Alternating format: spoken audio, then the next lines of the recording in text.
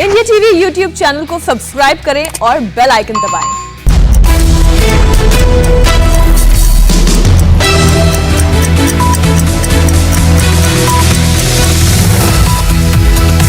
नमस्कार, मैं हूं ज्योत्सना पाटिल। सबसे पहले बात लड़ाई, वीरता और शहादत की अमिट दास्तां की। दुश्मन को हमने झुकाया, लहू से तिरंगा फहराया, करगिल विजय के बेमिसाल 22 साल।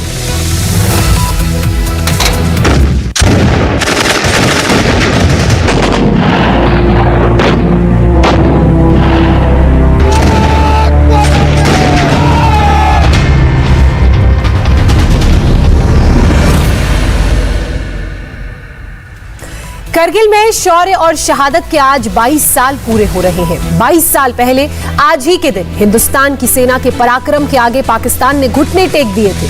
26 जुलाई 1999 को मिली उस जीत की याद में आज देश विजय दिवस मना रहा है। दिल्ली से लेकर द्रास तक वॉर मेमोरियल में आज शहीदों को श्रद्धांजलि दी जा रही है। द्रास में आज राष्ट्रपति रामनाथ कोविंद को भी श्रद्धांजलि देने आना था, लेकिन खराब मौसम के कारण उनका कार्यक्रम रद्द कर दिया गया है। इस खास मौके पर प्रधानमंत्री नरेंद्र मोदी ने भी शहीदों की शहादत को याद किया है।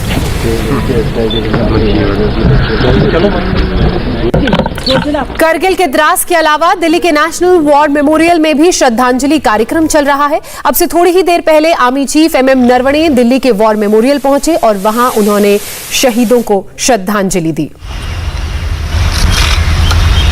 रक्षा मंत्री राजनाथ सिंह को आप तस्वीरों में देख रहे हैं, जो वॉर मेमोरियल पहुंचे हैं, वो भी यहां पर शहीदों को श्रद्धांजलि देंगे। द्रास और राजधानी दिल्ली के वॉर मेमोरियल की तस्वीरें आप देख रहे हैं। आज का दिन जब शहीदों को याद किया जा रहा है, उनकी शहादत को, उनके शौर्य को, उनके पराक्रम को सब याद किया जा रहा है। देखिए किस तरीके से रक्षा मंत्री राजनाथ सिंह ने नेशनल वॉर मेमोरियल में आज शहीदों को श्रद्धांजलि अर्पित की। इससे पहले army chief MM Naravane, air chief RKS Bhadauria, navy vice admiral G Ashok Kumar भी यहां पर पहुंचे थे और उन्होंने श्रद्धांजलि हमारे जवानों को, शहीद जवानों।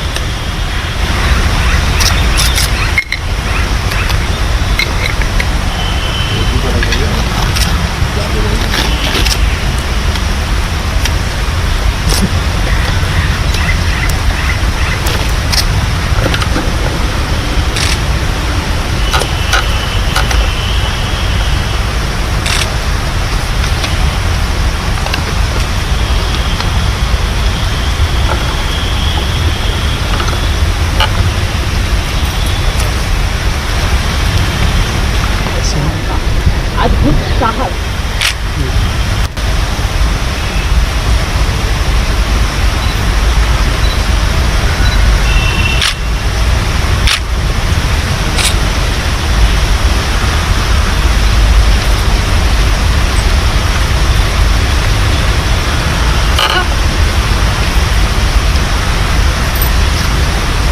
ये तस्वीरें आप दिल्ली वॉर मेमोरियल से देख रहे हैं, जहां रक्षा मंत्री राजनाथ सिंह तीनों ही एयरफोर्स, नेवी और आर्मी के प्रमुखों के साथ मौजूद हैं और वहां पर शहीद जवानों को श्रद्धांजलि आज वो देते हुए नजर आए करगिल विजय दिवस के मौके पर। वक्त हमारे लिए एक ब्रेक का है। ब्रेक के बाद हमारे साथ करगिल से इंडिया टीवी संवाददाता अमित पालित भी जुड़ेंगे, उनके पास भी चलेंगे। करगिल विजय दिवस के 22 साल आज पूरे हो रहे हैं और इस मौके पर वॉर मेमोरियल में शहीद जवानों को श्रद्धांजलि दी गई। रक्षा मंत्री राजनाथ सिंह ने उन्हें श्रद्धांजलि दी। रक्षा मंत्री के अलावा तीनों ही सेनाओं के अध्यक्षों ने भी सभी को याद किया, नमन किया, उन्हें श्रद्धांजलि दी। इसके अलावा करगिल वॉर मेमोरियल द्रास से भी तस्वीरें आप देख रहे हैं, किस तरीके से वहां पर सभी को श्रद्धांजलि दी गई हमारे वीरों को। मेरे सहयोगी अमित पालित इस वक्त करगिल द्रास से हमारे साथ जुड़ चुके हैं। अमित, कल से ही आप वहां पर मौजूद मौजूद हैं, जिस तरह की तैयारियां इस पूरे कार्यक्रम को लेकर होती हैं, उसमें कितना उत्साह होता है वो तो हम सब जानते ही हैं। लेकिन फिलहाल वहां पर क्या चल रहा है, किस तरीके से कार्यक्रम चल रहा है, शहीदों को श्रद्धांजलि दी जा रही है। और हनीफ का सबसे थोड़ा सा इलाका है, इन पूरे इलाके में इसको कब्जा करना। देखिए ज्योत्सना, आपको बता दें कि यहाँ पर जो मुख्य अतिथि होने वाले थे, चीफ गेस्ट, वो थे देश के राष्ट्रपति रामनाथ कोविंद। लेकिन मौसम खराब होने की वजह से उनका चॉपर नहीं आ पाया द्रास की ओर और उनको लौट जाना पड़ा गुलमर्ग में, जहां पर हाई ऑल्टीट्यूड वॉरफेयर स्कूल है, जहां पर वो श्रद्धांजलि देंगे आज के दिन जो हमारे वीर शहीद हैं जिन्होंने शहादत दी थी करगिल युद्ध में। लेकिन इस वक्त आपको बता दूं कि यहाँ पर अब चीफ गेस्ट के तौर पर जो नजर आएंगे वो है लद्दाख के जो लेफ्टिनेंट गवर्नर है आर.के. माथुर, वो यहाँ पर आएंगे। इसके अलावा सीडीएस बिपिन रावत यहाँ पर होंगे। नॉर्दर्न कमांड के चीफ आएंगे लेफ्टिनेंट जनरल वाई.के. जोशी, जो कि खुद एक कारगिल हीरो हैं, और उनकी बटालियन 13 जैक राइफल ने ही आपको बता दें कि .5140 उसके साथ ही जो बत्रा टॉप है जिसे 4875 भी कहा जाता है उसको कैप्चर किया था, जिसमें 2 परमवीर चक्र मिले थे 13 जैक राइफल को, जिसमें आपको बता दें कि कैप्टन विक्रम बत्रा भी थे और दूसरे थे जो अभी लेफ्टिनेंट बन चुके हैं यानी कि ऑनरी लेफ्टिनेंट संजय कुमार। और साथ ही इस वक्त यहाँ पर आपको बताएं कि लद्दाख के जो युवा एमपी हैं शेरिंग नामग्याल, वो भी यहाँ पर मौजूद है। तो कुल मिलाकर चीफ गेस्ट जो रामनाथ कोविंद को आना था वो नहीं आ पाए मौसम खराब होने की वजह से, लेकिन यहाँ पर जोश कम नहीं हुआ है। यहाँ पर लगातार जो डिग्निटरीज आ रहे हैं वो यहाँ पर श्रद्धांजलि दे रहे हैं। और साथ ही साथ आपको बता दें, बिल्कुल अमित, आपसे आगे भी हम अपडेट लेते रहेंगे। फिलहाल तमाम जानकारी के लिए आपका बहुत शुक्रिया। 22 साल पहले आज ही के दिन हिंदुस्तान की सेना के पराक्रम के आगे पाकिस्तान ने घुटने टेक दिए थे। 26 जुलाई 1999 को मिली उस जीत की याद में आज पूरा देश करगिल विजय दिवस मना रहा है। ये तस्वीरें आप देख रहे हैं सीडीएस बिपिन रावत को जो करगिल पहुंचे हैं। हालांकि राष्ट्रपति रामनाथ कोविंद ने भी पहुंचना था, लेकिन खराब मौसम के कारण वो यहां पहुंच नहीं पाए। लेकिन सीडीएस बिपिन रावत की तस्वीरें आप द्रास से देख रहे हैं, जो बीते कल ही यहां पर पहुंच चुके थे और उन्होंने पहले वहां मौजूद पोस्टेड यूनिट के जवानों से, ऑफिसर्स से मुलाकात की और आज इस कार्यक्रम में वो शामिल हुए हैं। उन वीर जवान शहीदों को श्रद्धांजलि दे रहे हैं, नमन कर रहे हैं, याद कर रहे हैं, जिनके कारण हमारा देश विजयी हुआ। द्रास के वॉर मेमोरियल में करगिल विजय की सारी निशानियां मौजूद हैं। जिस तोप ने करगिल युद्ध जिताया उस तोप को भी प्रतीक के तौर पर द्रास के वॉर मेमोरियल में लगाया गया है। मेरे सहयोगी अमित पालित की एक रिपोर्ट देखिए। करगिल युद्ध में हमारे जवानों ने शौर्य तो दिखाई था, लेकिन साथ ही हमारे कुछ ऐसे हथियार थे जो गेम चेंजर साबित हुए थे। उसी में से एक था ये बोफोर्स गन, जिसे यहां पर रखा गया। ये करगिल का वॉर मेमोरियल है। बोफोर्स गन के जरिए यहां पर जो ऊंची ऊंची चोटियां हैं वहां पर गोले बरसाए गए थे।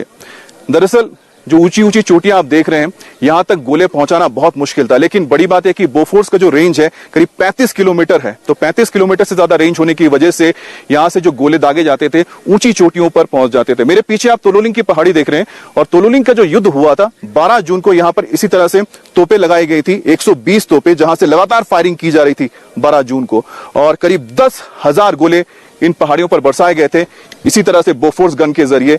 और आखिरकार 13 जून को जीत हासिल होती है, तोलोलिंग पर तिरंगा फहराता है और वो टर्निंग पॉइंट था इस पूरे लड़ाई में। और कहा जाता है कि तोलोलिंग की जीत ने ही करगिल युद्ध में भारतीय सेना को बहुत मदद दी थी और यही वजह है कि इस तोप को यहाँ पर सम्मान के तौर पर रखा गया है, क्योंकि हमारे जवान ने तो शौर्य दिखाई था, लेकिन इस तरह के जो हथियार होते हैं वो भी बहुत मददगार साबित होते हैं लड़ाई में। कैमरा पर्सन चंद्रभान के साथ अमित पालित, इंडिया टीवी, द्रास करगिल। और द्रास करगिल से मेरे सहयोगी अमित और मेरे दूसरे सहयोगी मनीष भी दोनों हमारे साथ जुड़ चुके हैं। अमित, मैं सबसे पहले आपके पास आऊंगी। हमने वो तोप देखी जो गेम चेंजर साबित हुई, ना सिर्फ वो तोप बल्कि मिग लड़ाकू विमान जिन्होंने भी बहुत महत्वपूर्ण भूमिका निभाई, वो भी वहां पर मौजूद। देखिए, मैं आपको बता दूं कि जब ये लड़ाई शुरू हुई थी तो शुरुआत में जिस तरह से हमने देखा कि जो टॉप पर यानी कि पीक पर बैठे हुए थे पाकिस्तानी और नीचे हमारे फोर्सेस थे, तो जब ऊपर वो एडवांस करते थे उन पर वो सीधा अटैक करते थे। अब तोपें लगाएंगे सब कुछ ठीक है, लेकिन उसके साथ ही हमें एयर सपोर्ट की जरूरत पड़ी थी। तो ऐसे में 26 तारीख को, 26 कहा जाता है 26 मई को पहली बार अटैक हुआ था और उसको ऑपरेशन को नाम दिया था एयरफोर्स के सफेद सागर, जिसके तहत पहले हेलीकॉप्टर्स को इसमें यूज किया गया।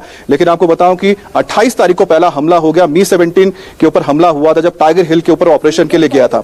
उसके बाद यहां पर फाइटर्स को इन्वॉल्व किया गया और फाइटर्स ने, जिसमें मिग-27, मिग-29 और साथ ही आपको पता है मिराज 2000 ने भी हिस्सा लिया था। और यहां पर जो पीक्स हैं, पीक्स पर बॉम्बिंग की गई थी और उससे काफी मदद मिली थी, क्योंकि काफी डेप्थ एरियाज में भी वहां पर जो पाकिस्तानी लोग थे या पाकिस्तानी बंकर्स बने हुए थे, तो वहां तक तोपे नहीं पहुंच पा रही थी, यानी गोले नहीं पहुंच पा रहे थे। आप इस बात से अंदाजा लगाइए, चाहे बोफोर्स हो या फिर दूसरे हमने रॉकेट लॉन्चर्स पे इस्तेमाल किए, कुल मिलाकर 2,50,000 रॉकेट्स और बॉम्ब का इस्तेमाल हुआ था इस पूरे युद्ध में। तो आप समझ सकते हैं कि कितना भयानक और कितना ये हैवी युद्ध रहा था। बिल्कुल, ना सिर्फ हमारे जवानों का शौर्य और पराक्रम, बल्कि इन आधुनिक हथियारों की बात करें तो इनकी भी भूमिका बहुत महत्वपूर्ण थी। मनीष हमारे साथ बने हुए हैं। मनीष, राष्ट्रपति के कार्यक्रम की बात करें तो वो रद्द हो गया है, लेकिन वो कहां पर हमारे वीर जवानों को श्रद्धांजलि देंगे, इस पर क्या अपडेट आपके पास? राष्ट्रपति कोविंद को आज पहुंचना था और द्रास में रीप्लेइंग करनी थी, देश के वीर जवानों को श्रद्धांजलि देनी थी, लेकिन मौसम में खराबी की वजह से भारतीय सेना के द्वारा औपचारिक तौर पे कहा गया कि अब वो बारामूला के जो एरिया है वहां पर रीप्लेइंग करेंगे और कारगिल विजय दिवस के मौके पर देश के वीर जवानों को 527 वो जवान जिन्होंने देश के लिए प्राणों की आहुति दी कारगिल बैटल में, कारगिल वॉर में, उस सभी को आज वो श्रद्धांजलि अर्पित करेंगे बारामूला में। श्रीनगर का ये बारामूला और इस यूनिट के में जो उनके सीनियर ऑफिशियल्स हैं, साथ में जो कोर कमांडर होंगे वो वहां पर मौजूद होंगे। हम आपको ये भी बता दें कि सबसे इम्पोर्टेंट और महत्वपूर्ण इस बात को ये भी कहता है, ये पहला मौका है जब सुप्रीम कमांडर खुद वहां पर मौजूद हैं और वो देश के इन वीरों को श्रद्धांजलि दे रहे हैं। वहीं रक्षा मंत्री Rajnath Singh national war memorial पे आज जवानों को श्रद्धांजलि देंगे। अमर जवान ज्योति के ठीक सामने बना हुआ नेशनल वॉर मेमोरियल, वहां पर रक्षा मंत्री राजनाथ सिंह। बिल्कुल मनीष, वो तस्वीरें हम देख भी रहे हैं जब रक्षा मंत्री राजनाथ सिंह और तीनों ही सेनाओं के अध्यक्ष वहां पहुंचे और वीर जवानों को उन्होंने श्रद्धांजलि दी। आज का मौका इसलिए भी खास मनीष क्योंकि आज 71 की लड़ाई को भी 50 साल पूरे हो गए हैं और ये गौरवपूर्ण इतिहास बताता है भारतीय सेना का, बैटल हार्डन भारतीय सेना, जिसमें 1971 में अपना लोहा मनवाया और फिर पाकिस्तान को मजबूर किया कि वो पीछे की तरफ जाए। और उसके साथ साथ ये दो इंपॉर्टेंट स्ट्रेटेजी के तौर पे इंपॉर्टेंट है, पहला भारतीय सेना की तरफ से और फिर उसके साथ साथ भारतीय नौसेना की तरफ से। और यही वजह है कि आज कारगिल विजय दिवस और उसके साथ साथ ये 1971 का 50वां वर्ष, ये बहुत महत्वपूर्ण हो जाता है। लेकिन हम आपको बताएं कि द्रास में इस समय जहां रीप्लेइंग की जा रही है और जो प्रोसेस अभी शुरू हुआ है, उसके साथ साथ नेशनल वॉर मेमोरियल पे रक्षा मंत्री राजनाथ सिंह है, जहां पर वो देश के वीरों को श्रद्धांजलि दे रहे हैं। कुल मिला के 1000 से ज्यादा जवान इसमें इंजर्ड हुए थे कारगिल युद्ध के दौरान। 3 मई से लेकर 26 जुलाई तक ये युद्ध चला और इसमें जो बोफोर्स तोपे हैं उन्होंने अपना लोहा मनवाया। BM-21 ग्रैड, जिनको अलग अलग जगहों पर डिप्लॉय किया गया था, मशको, साथ में द्रास, कारगिल, तोलोलिंग, ये वो घाटियां हैं जिस पर भारतीय वीरों ने अपना परचम लहराया। कैप्टन विक्रम बत्रा का वो वाकया हमेशा याद आएगा जिसमें उन्होंने कहा, या तो तिरंगा लहरा के आऊंगा या फिर तिरंगे में लपट के आऊंगा, लेकिन आऊंगा जरूर। उसके बाद लेफ्टिनेंट मनोज पांडे, कैप्टन मनोज पांडे, जिन्होंने कहा कि अगर मौत मेरे सामने आई तो मैं मौत को हरा दूंगा। और ये ऐसे देश के वीर हैं जिन्होंने अपने हमारे लिए, हम सब के लिए अपने प्राणों की आहुति दी ताकि कारगिल इंटैक्ट रहे। और आज उन्हीं वीरों को नमन किया जा रहा है। आज 72वां कारगिल विजय दिवस है और आज 22वां कारगिल विजय दिवस है और इस मौके पर देश के उन सभी वीरों को याद करते हुए श्रद्धांजलि दी जा रही है। अब आपको ये भी बता दें कि चीफ ऑफ डिफेंस स्टाफ इस समय खुद द्रास में मौजूद हैं, साथ में राष्ट्रपति, उनका बिल्कुल तय कार्यक्रम था कि उनको वहां जाना था, लेकिन मौसम में खराबी की वजह से अब वो बारामूला में ही रीप्लेइंग करेंगे। कारगिल विजय दिवस के इस मौके पर जो देश के वीर जवान हैं उनको श्रद्धांजलि वहीं पर देंगे।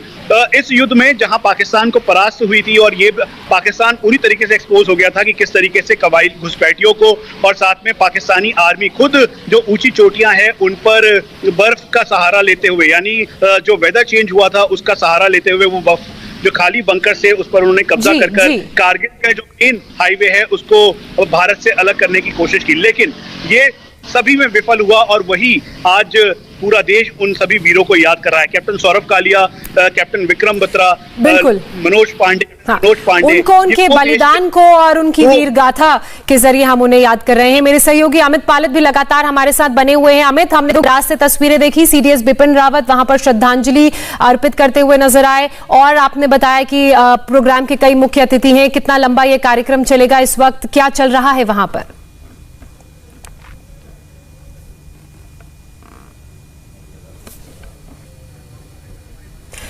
चलिए, अमित तक शायद हमारी आवाज नहीं पहुंच रही है, वापस उनका रुख करेंगे क्योंकि खबरें ये भी हैं कि मौसम वहां पर थोड़ा सा खराब है। लेकिन हमारे डिफेंस एडिटर मनीष प्रसाद लगातार हमारे साथ बने हुए हैं।